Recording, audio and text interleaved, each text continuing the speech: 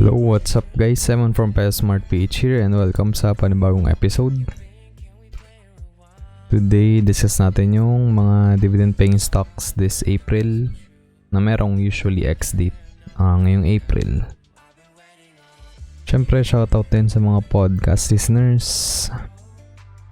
So before everything, before natin bigay yung mga stocks, news update lang.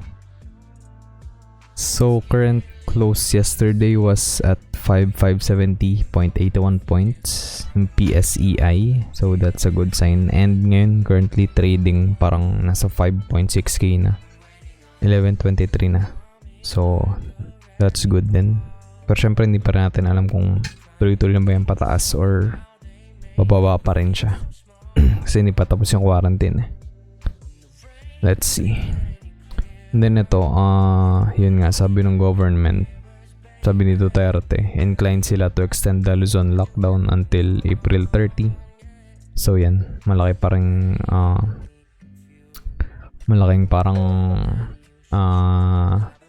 problema yan ng mga local businesses and yeah, syempre yung mga workers, sila yung mga directly apektado.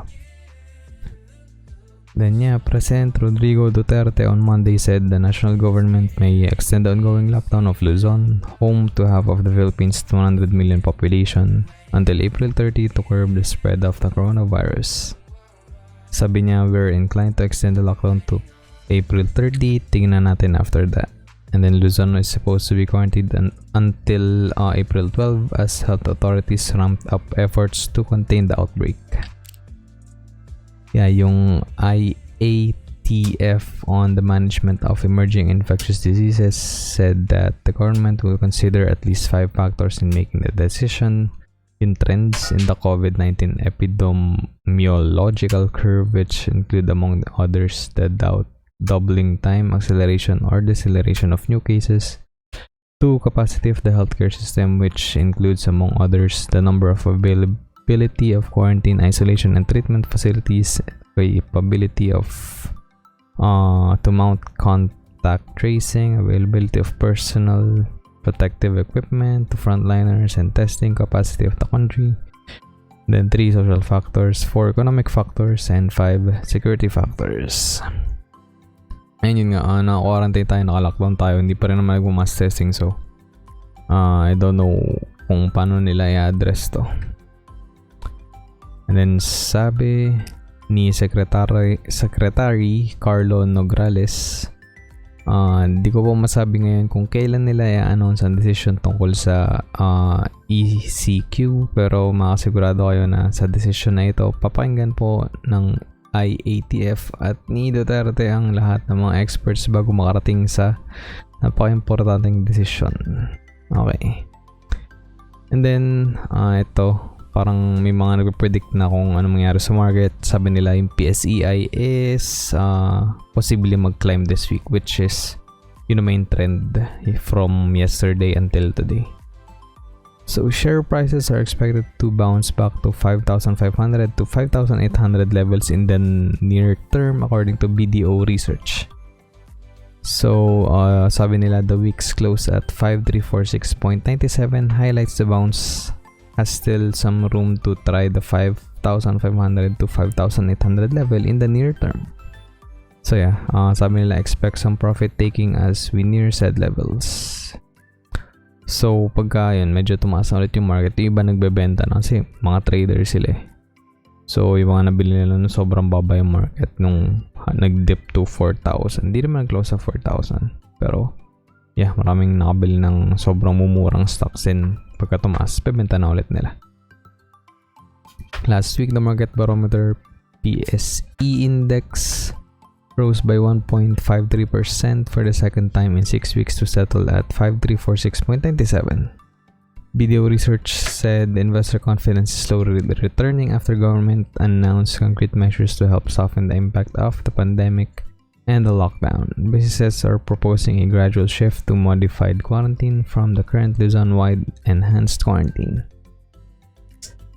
Then sabi ni Kalekay, yung market investors could take advantage of cheap stocks to build up their portfolios. Yeah, that's kind of obvious na. From a valuation standpoint, Philstocks Research took notice of the following among other observations on the numbers we had written upon about in prior issues. There is a good number of stocks that have dropped to what is considered to be bargain levels. Yeah, sobrang dami na. And in all, traders said the market may welcome a 2-week extension of the quarantine, noting that while the COVID-19 pandemic is also an economic issue, it is primarily a medical issue first. So yung unang stock sa list natin is Spc Power Corporation. Na-include ko na rin to sa mga dating videos before. Pero yeah, usually April sila nagbibigay ng stocks, ng dividends rather. So ito yung history nila. So ito yung graph since 2018. So currently medyo mataas yung price niya. Pero ito nyo naman nag-dip na, no? Nakikita niya to. Parang sa 7, actually less than 7 pesos per share. Yung time na I think 2 weeks ago. Sobrang nag-dip yung market. And ngayon nasa healthy price na siya. Pero malaki pa rin yung dividend yield niya. So yung last close niya yesterday was 7.95 pesos. And then yung high niya, 52-week high is 9.63 and 52-week low is 6.25. So yeah, yung mga nakabili sa ganong price range is malaki makuha niyang dividends. And di pa sila nag-a-announce for this year. Pero I think magbibigay naman sila. So usually April 16 yung ex-date. Yeah. Pero nababago kasi. Noong 2018, bali June na sila nagbigay. And then December. Pero last year, April and December. And then 2017, June, December ulit. And then 2016, April, December. So yeah, nagvavary siya. But it's a very good stock pa rin kasi yung yield niya at its current price is 13.8364%. So malaki yan. So for example, nag-invest ka, sabihin natin 10k yan, magkakaroon ka ng 1.3k kung nag-invest ka sa SPC. Ganun lang yan ka basic. Then ito yung currently owned kong stocks na SPC. Meron akong 1,200 shares. Nabili ko siya at an average price of 6.6 pesos. So, on paper, yung profit dun is 1.5k. 19% gain.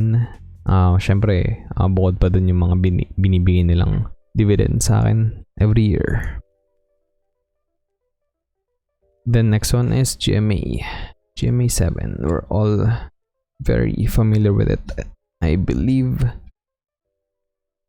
Then ito yung graph niya, medyo stagnant yung price niya. Pero kung makita nyo nung 2019, start ng 2019 medyo tumaas siya. Like parang first half, then yun boba ng konti, then tumataas ng konti ulit, then stagnant lang. And syempre nag-deep siya nung nag-crash yung market after mag-break ng 2 days. 2 weeks ago yun, 3 weeks ago. But yeah, hindi naman sobrang bumababa kasi yung 52-week low niya is 4.28 and then yung high niya is 5.82 na. And then last price niya yesterday was 5.1.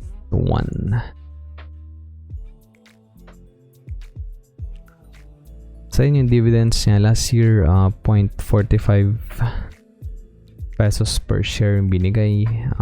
Ex-date is laging April since 2011. Naiba lang ng 2010. Joke, hindi pala siya naiba kasi 2010 April din sila nagbigay. And then nagbigay lang ng special nung November 2010. Yeah. So yeah, I think expect na natin na mag-announce sila ng dividends for this year. Siguro this by the end of this week or next week. Then yung yield na tong stock na to is 8.8235%. That's really good. Then ito currently meron akong 3,400 shares nung GMA. Currently, nasa loss tayo dito on paper, 2.4k. But yeah, hindi naman ganun kasama kasi nakapagbigay na sila sa akin last year. And I think parang 1k pa lang, 1k shares pa lang yung meron ako nun. So this year, kung sakaling magbigay sila, hopefully, yeah, mas malaki na makukuha natin. And then Eei Corporation.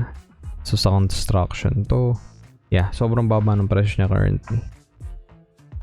So parang 1 year view to yung graph. So parang October last year, nasa halos 11 pesos na siya per share.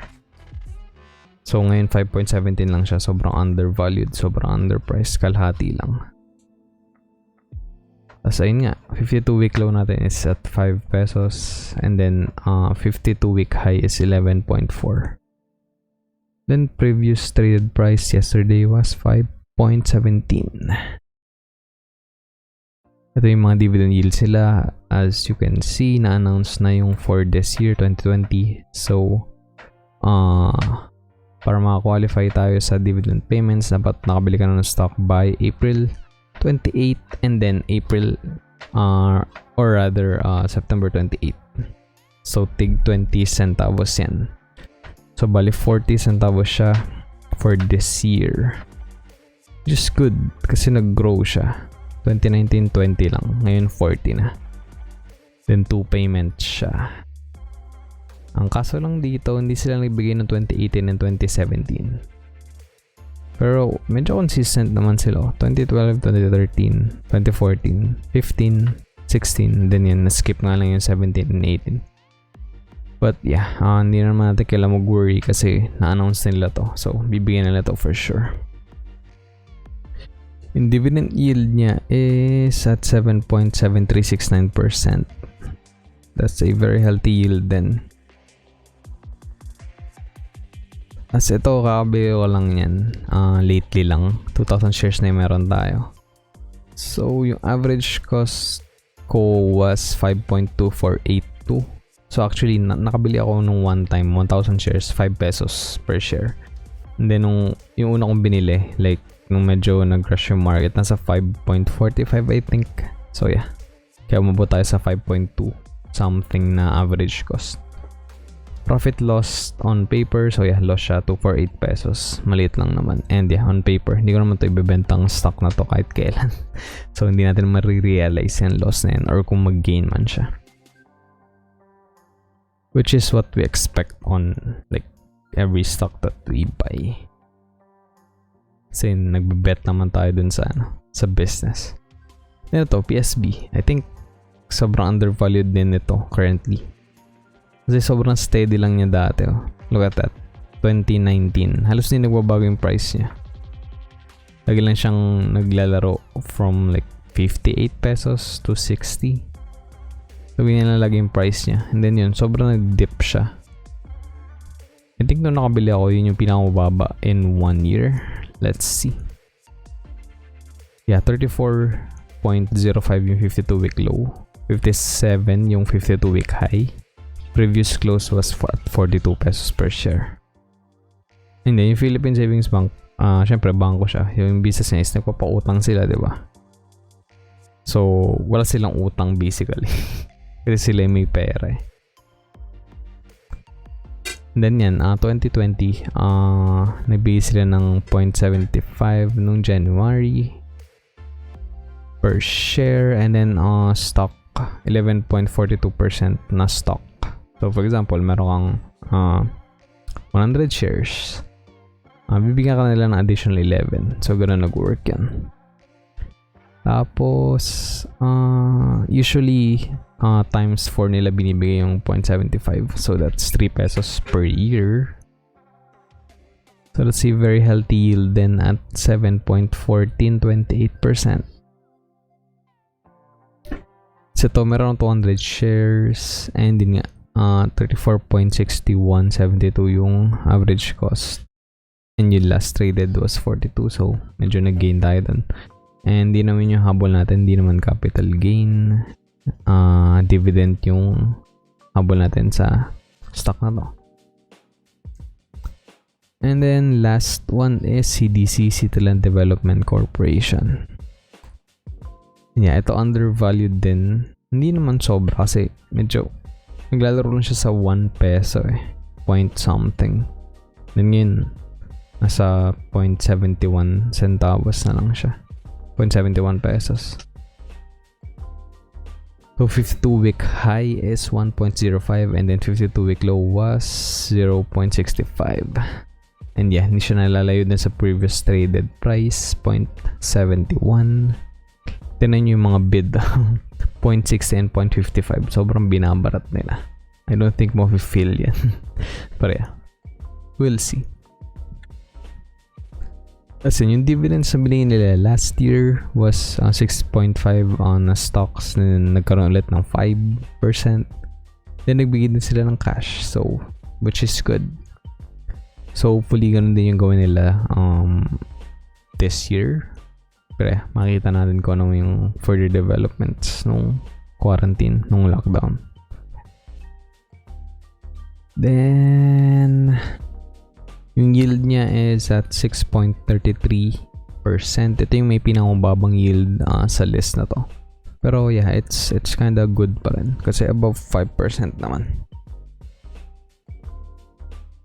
Then meron tayong 2,118 shares. So yeah, kung makikita nyo awkward yung number ng shares kasi nga nagbibigay sila ng ng stocks percentage nung kung ano yung meron ka currently, and then magbibigay sila ng additional as sort of like dividend payment kaysa cash yung ibigay nila, diba? I think that's good kasi mas dadami yung shares mo without really buying the stock again. So libre siya kumbaga, and parang hindi ka na mag-worry kung syempre binigyan ka ng dividend na cash and then mag-worry ka pa baka mas mahal kung mabili yung stock na to. Diba? Anyway, ito preferred share from Ayala Corp Class B Series 1 preferred. Yung stock code is ACPB1. Previous close was 498 pesos. Magbabayad sila ng dividend this April. Dividend payment is at 6.5625. That's quarterly. So yung dividend yield niya is 5.27%. That's really good. Pero well, in-include ko lang to dito kasi magbabayad sila ngayong April. Pero kung naghanap po yan ng magandang preferred shares, I highly recommend yung San Miguel SMC2C. Yung Series 2, I think. Na basta yung letter C. Hanapin nyo na lang. And then, ayan yung in-announce na nila agad lahat nung ex-date for this year. So, para makash yun na yan, para mag-qualify kayo dun sa mga dividend payments. Tandaan nyo, dapat yung ex-date, nakabili na kayo before nung ex-date na naka-record. Kasi kunyari, eto, April 15. Tas April 15 ka bumili ng stock, hindi ka mababayaran. Mababayaran ka na on the next payment, which is on July. So yeah, dapat laging 1 day before. Kasi ibig sabihin ng ex-date, ngayon, kunyari, yung April 15, starting April 15, lahat nung stock trades na mangyayari, hindi na siya qualified dun sa stock payment na yun. Hindi pala stock payment, dividend payment na yun. Okay, so yung sources natin, ABS-CBN News and yung Failstar para dun sa news update natin earlier. And that's gonna be it for this episode, guys. So end na natin. Like and share nyo rin if natripan nyo yung video, and kung may natutunan kayo, share nyo rin sa mga tropa nyo and sa mga kakilala.